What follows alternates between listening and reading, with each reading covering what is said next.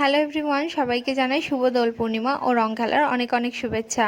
সবাই কেমন আছেন? আশা করছি সবাই খুব ভালো আছেন, আর আমরাও বেশ ভালোই আছি। আমি সঙ্গীতা, ওয়েস্ট বেঙ্গল, উত্তর 24 পরগনা থেকে। আপনারা কে কোথা থেকে আমার ব্লগটা দেখছেন অবশ্যই কমেন্টে জানাবেন। আমার আরও একটি নতুন ব্লগে আপনাদের স্বাগত জানাই। কথায় আছে বাঙালির 12 মাসে 13 পার্বণ, আর এই 12 মাসে 13 পার্বণের মধ্যে সব স্পেশাল দিনগুলির মতোই এই হোলির দিনটাও কিন্তু ভীষণ স্পেশাল হয় প্রত্যেকটা বাঙালি ঘরে ঘরে। এই উৎসবের দিনে চারদিকটা রঙিন হয়ে ওঠে বিভিন্ন রঙে। তো সবারই দোলের দিনটা খুব স্পেশালভাবেই কাটে, তো আমাদেরও সেরকমই। আমরা বাড়িতে সবাই মিলে আনন্দ করেছিলাম। তো সারাদিনের কিছুটা অংশ তোমাদের সঙ্গে শেয়ার করছি আমাদের দিনটা কেমনভাবে কেটেছিল। এবছরে আমাদের আলাদা করে কোনো প্ল্যানিং ছিল না হোলি নিয়ে, আমরা বাড়িতেই ছিলাম, বাইরে কোথাও যাইনি। তো যতটুকু আনন্দ করেছি সবাই মিলে বাড়িতেই আনন্দ করেছি। তো সকালবেলাতেই তোমাদের দাদাভাই গিয়েছিল বাজার করতে, আর সেই সঙ্গে ছেলের জন্য নিয়ে এসেছিল রং খেলার সব জিনিসপত্র, বেলুন, রং, তারপরে আবির, সব কিছুই নিয়ে এসেছিল। ওর জন্য টুপি, ও রং খেলবে সেজন্য। আগের বছর ও সব কিছু কিনে এনে দিয়েছিল, কিন্তু আগের বছর একটু ছোট ছিল, কোনো কিছুতেই হাত দিইনি, মানে রং খেলেইনি। আগের বছর পর্যন্ত এই জিনিসপত্রগুলো দেখলেই ভয় পেত, আর এই বছর দেখো ভীষণ এক্সাইটেড রং খেলার জন্য। তো বাবা বাজার থেকে জিনিসপত্র এনে দিতে না দিতেই সব কিছু ঢেলে এখন দেখতে শুরু করে দিয়েছে, কিভাবে কি করতে হবে সেই সমস্ত জিজ্ঞাসাও করা হয়ে গেছে। তো তোমাদের দাদাভাই বাজার থেকে আসার পর ওদিকে ছেলে খেলা করছিল বসে, আর আমি চলে এসেছি স্নান করে ঠাকুর ঘরে পুজো দিতে। তো হোলির দিন সবার প্রথমে আগে ঠাকুরকে পুজো দেব। প্রথমেই ঠাকুরের চরণে আবির ছুঁয়ে নেব, তারপর বাড়ির বড়দের পায়ে আবির দেব। এভাবেই প্রত্যেক বছর রং খেলা শুরু হয়, এবছরও ঠিক সেটাই হবে। তো দেখো আমি প্লেটের মধ্যে আবিরগুলো সাজিয়ে নিয়েছি। তো মা তারার পায়ে এখন আবির দিয়ে নিচ্ছি, সব ঠাকুরের পায়ে একটু একটু করে আবির ছুঁয়ে দেব। যেহেতু দোল উৎসব সেজন্য ঠাকুরের জন্য বাজার থেকে ফুল, মিষ্টি সব কিছুই কিনে নিয়ে এসেছে তোমাদের দাদাভাই। আগে সবার প্রথমে ঠাকুরের পুজো কমপ্লিট করব, তারপরে বাকি কাজ করব।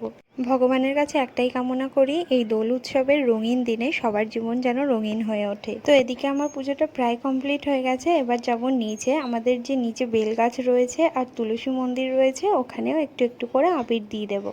তো সব রকমের ফুল দিয়ে আমি ঠাকুরের সিংহাসনটা সাজিয়েছি, কেমন লাগছে কমেন্টে অবশ্যই জানিও। আমি একটু হলুদ আবির নিয়ে গোপালের মুখে দু সাইডে লাগিয়ে দিয়েছি, খুব মিষ্টি লাগছে না দেখতে? তো যাই হোক, তোমাদের সঙ্গে কথা বলতে বলতে ঠাকুরের সেবা দেওয়াটাও আমার কমপ্লিট হয়ে গেছে। এবার চলে যাব নিচে।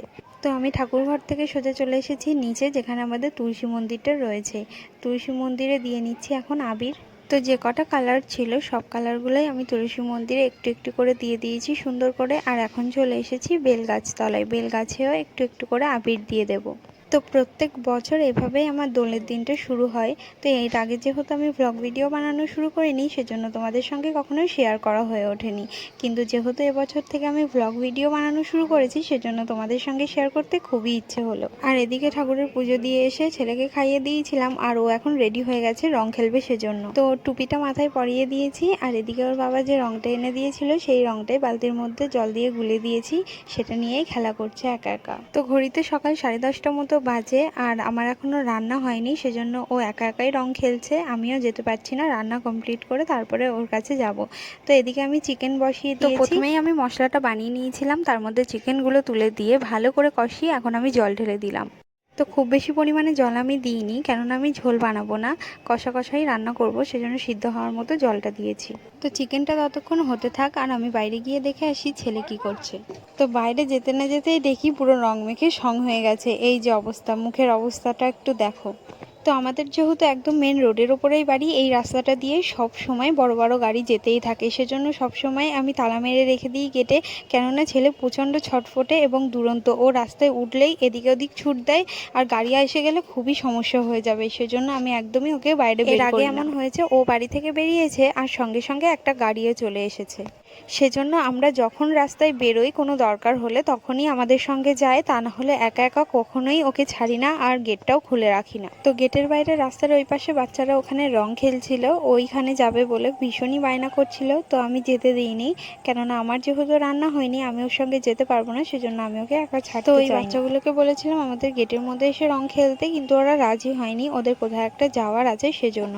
তো গেটের মধ্যে থেকেই ওরা রং খেলেছিল, সবাই সবাইকে রং দিয়েছিল। তো রাস্তা থেকে বাইক যাচ্ছে, ওরাও দাঁড়িয়ে পড়েছিল রং মাখার জন্য, বাচ্চাদের হাতে রং মাখতে সবাই চায়। তো যাই হোক, এদিকে আমার চিকেনটা হয়ে এসেছে, টেস্ট করার জন্য দিয়েছিলাম আমার যাকে, আর ছেলেকেও একটু খাইয়ে দিল। তো ওর বাবা বেলুন এনে দিয়েছিল, রং গুলে বেলুন বানিয়ে দেওয়া হয়েছিল অনেকগুলো। তো বেলুন কিছুটা বাইরে ফাটিয়েছে আর কিছুটা এখনও রয়েছে। তো এখনও চিকেন খাচ্ছে ওর বড়মার কাছে। আমাদের বড়দের কাছে স্পেশাল দিনগুলো কখনো কখনো স্পেশাল হয়ে ওঠে না, যে কোনো কারণে, সংসারের কাজের কারণে হোক বা অন্যান্য কারণে। কিন্তু বাচ্চাদের আনন্দটাই হলো আসল বড় কথা। আমরা যেভাবে সেভাবে দিনটা কাটিয়ে দিলেও বাচ্চারাই তো আনন্দ করবে, তাই না? সত্যি বলতে কি, যতটা আনন্দ করব ভাবি, কাজ করতে করতে ততটা আনন্দ করতে পারি না। দিনটাই কখন কেটে যায় বুঝতেই পারি না। তো গেটের মধ্যে থেকেও ওই দাদাদের সঙ্গে আনন্দ করে রং খেলছে। আর এদিকে আমার রান্নাটাও রেডি হয়ে গেছে। আমি চিকেনটা নামিয়ে নিয়েছি আর করেছি শোল মাছের কালিয়া। শোল মাছ ছিল ফ্রিজে আগের দিনের রাখা, তো সেই শোল মাছগুলোকে ভেজে আমি আলু দিয়ে কালিয়া বানিয়েছি আর করেছি টমেটোর চাটনি। আজকে আমাদের বাড়ির খুব সাধারণ এবং সিম্পল রেসিপি।